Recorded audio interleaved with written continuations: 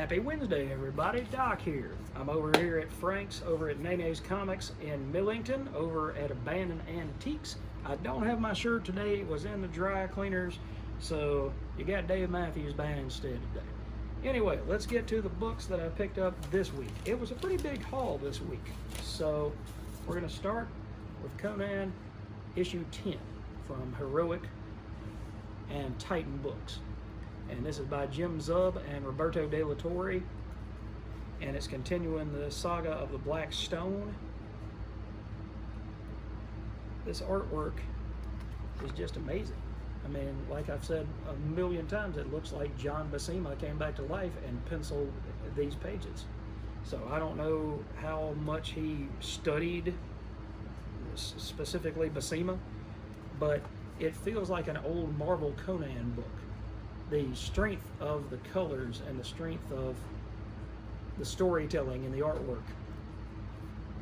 And the story itself is amazing, because right now we're following King Kull and Conan and the other, let's see, what was his name?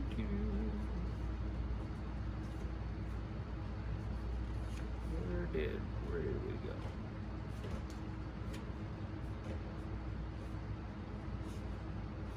But anyway, you've got the guy that fought Conan in the last issue, and then he became an ally.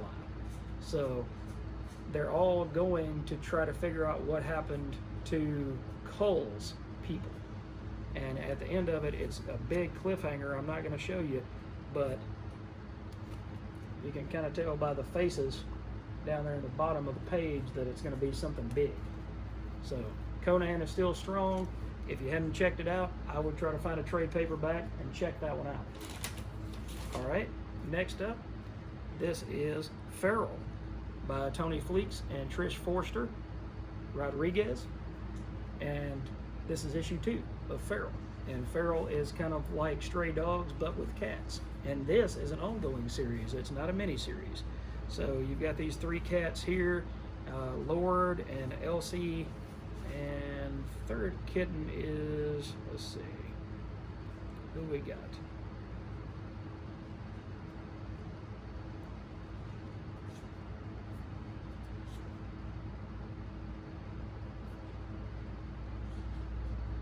I can't remember anything today, folks. I'm apologizing. I'm just tired and had running off a little bit of sleep, not really very much at all. But look at the colors in this book. And it's just this story about these 3 indoor cats who got picked up by the pound, and for whatever reason there was a wreck, and all of the animals that are out in the wild all have this rabies, and so everything is rabid, and they're trying to kill all the other animals. And then the humans are like, well, hey, if it's got 4 legs, then everything's rabid, so we're just going to kill everything and let God sort it out. So on the back of it is pretty cool, and it's got a quote by Patrick Horvath, the guy that is doing Beneath the Trees Where Nobody Sees. And it says, Feral chops up innocence and brutality, dropping a wholesome homeward bound tale into a nightmare world with gruesomely excellent results. So I've been reading Beneath the Trees. That's an excellent series. I hate to see it go. The penultimate issue just came out a couple weeks ago, number 5 out of 6. So I do hate to see it go when it does next month, but hey, everybody's got to move on to something different. But this is very much artwork like you would see in a Don Bluth animated show, like The Secret of Nim, Titan AE, something like that. So you've got an intriguing story. You've got 3 really likable protagonists here, and then beautiful artwork to go along with it. So I would check out Feral, and it comes with a high recommendation. Let's see what else we have. Something is Killing the Children. I was just talking to Frank about this just a minute ago. There goes my voice again, guys. And I told him I really like this series, but it's taking too long to get anywhere. It's not making any forward momentum. So I'm going to hang on until at least issue 40. This is issue 36. But I'm going to hang on until issue 40, but it doesn't come out often enough for me to be able to keep up with the story. Tinian is still telling a very strong story, but I can't keep up with it with all of life that's going on, this and that that's going on with my family and work and everything. I can't keep up with all that. If he could put that book out, monthly, then I would be able to follow it a little bit better. It's kind of like Nice House on the Lake. It got through the first 6 issues and then just stopped, and it didn't come back for probably like 3 months. So it's hard to follow along with something like that. You pretty much have to go back and reread the first 6 books to figure out where number 7 is going. World Tree is doing that somewhat. But let's see if I can show you some of the artwork in that book, just in case you've never seen it before. It's still Werther Dell'Edera. Let's see. You got Beethoven here. You got Big Saint Bernard. So it's scratchy, but it's really good artwork and it's good storytelling. It's clear and concise, and you don't have to say, I wonder what's going on this page or on this panel. It's right there in front of you. So at this point, I can still say that I'm going to continue reading this, but it's not as high up on my favorites as it once was. But hey, they've got a hardcover out that I've got on my shelves at home that shows the first 15 issues of the series, which is called the Archer's Peak Saga. So if you can find that on the secondary market and it's not too expensive, go check that out. I think you'll like it. Speaking of World Tree, here we have World Tree here, World Tree number 9. And this is cover A. This is also by James Tinian, and the artwork is by Fernando Blanco with Jordi Belair doing the colors. And I kind of felt like I was reading a Tom King book, because I was looking at all of these panels and all of this exposition, and I understand that sometimes you have to have a lot of exposition to dig through in order to get to the heart of your story, to the meat and the potatoes of your story. But at the same time, this book was exposition heavy. It's, it was pretty much, I didn't think about it until now, but it was pretty much everybody just standing around and talking the entire issue. There was a little bit of action, but not very much at all. So I think maybe James is juggling too many books at once, because there's another book that's coming later on that I'm not going to get into, because it's going to go under the Bigger Than Life banner on my channel, because it is a big magazine / tabloid sized book. So we'll get to that in just a minute. But I'm still enjoying World Tree and the story about the undernet and how the internet has been shut off, and this guy was trying to stop his sister from pretty much bringing about the apocalypse. And it's a very interesting story, but I just need it to be more consistent and come out on a regular basis. All right, here's the big one in my opinion for this week.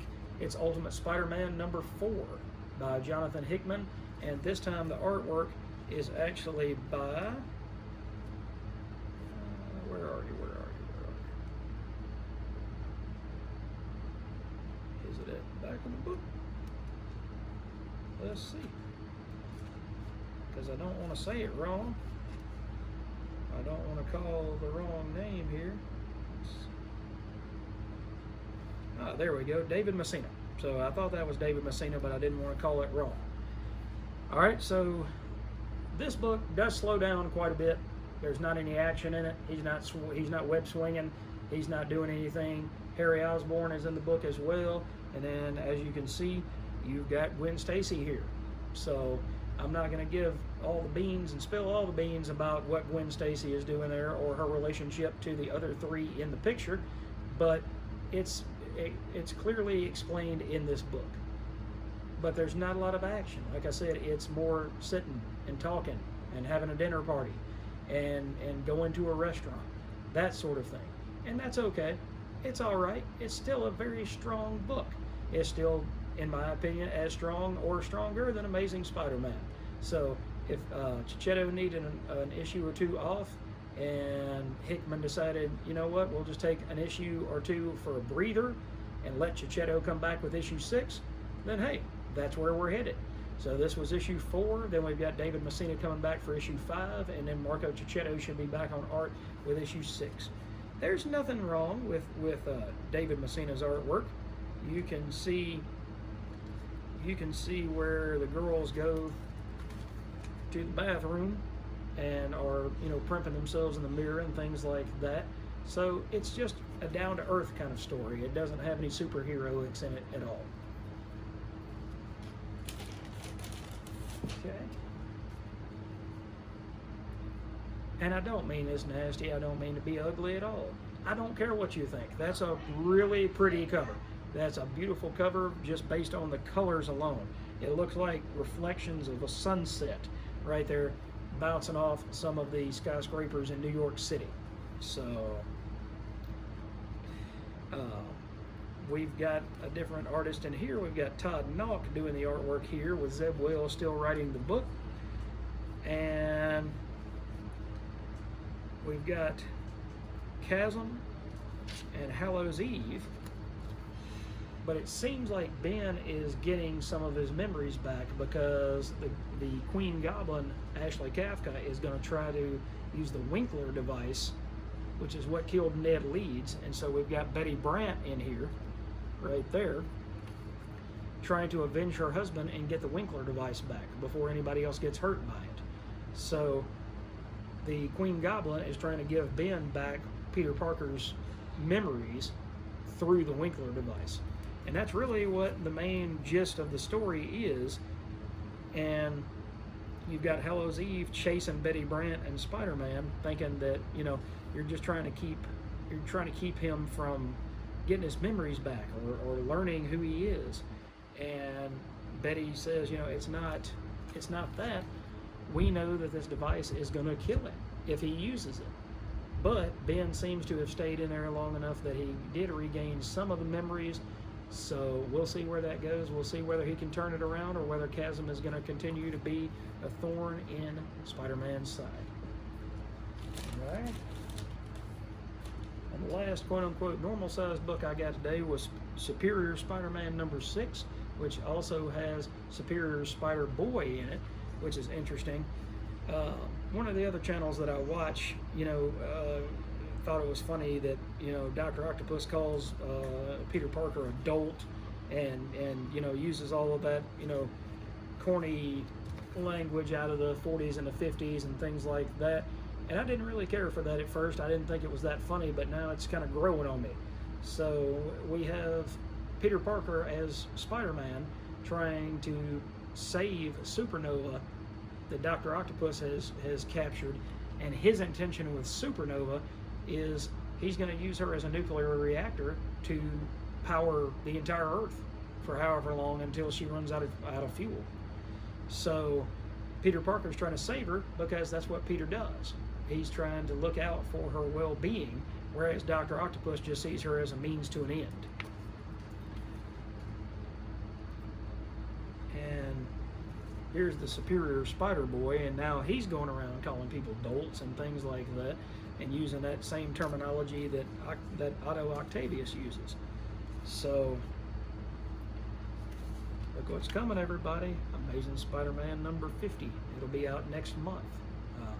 Like I said, this is the one that I just got finished with is issue 48. We've only got 2 issues to go until the big anniversary issue. But you've got Anna Marconi, who was Otto Octavius's love interest when he was the Superior Spider-Man. She's playing a part in this story as well. So it's nice to see Dan Slott using different characters that not only he created, but he brought them to life. He gave them purpose.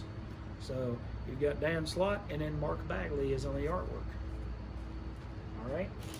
And for the first big book that I've got, it's If You Find This, I'm Already Dead, part 3 of 3. So this is the last issue, and I'm not really going to go over this one because this will also be in the Bigger Than Life series that I'm doing. But it is a magazine-sized book, and it does have some really cool artwork by Dan McDade with colors, I believe colors by Bill Crabtree. So, like I said, I'll give you guys a longer look at this in an upcoming video. And the last book that I picked up this week is Spectregraph, again by James Tinian, with art by Christian Ward and letters by Bidnikar. I butchered that name. Aditya Bidnikar. So, apparently the story goes that this fella here in the flames is trying to, it almost seems as though he's either trying to start a cult or he's trying to learn the secrets of immortality. But that's all I'm going to tell you for right now, because we'll cover this book as well in a future video. But I really like that cover A that Christian Ward did, and it's really beautiful. It's a wraparound. It's spooky, isn't it? It just kind of freaks you out because you see something coming up out of the shadows. So that is what I read. That is what I thought about what I read. What did you guys pick up at the shop this week? What are you expecting next week? What are you looking forward to? What are you reading right now? Are you sitting in your vehicle reading something right now? Are you sitting at home after you've got off work and now you're having a chance to read your comics? Don't forget to like and subscribe to the channel. I'm still trying to grow this channel, and I was thinking that we're not going to do another giveaway until we got to about 150, but I'm actually thinking that we'll probably do another giveaway once we get to 100 subscribers. Now, I'm not going to tell you quite yet what it is, but once we get to that, close to that 100, probably around 95 or so, I'll start giving you more information about how that's going to go. So thanks for watching, thanks for your time today, and I'll catch you on the next video in just a little while.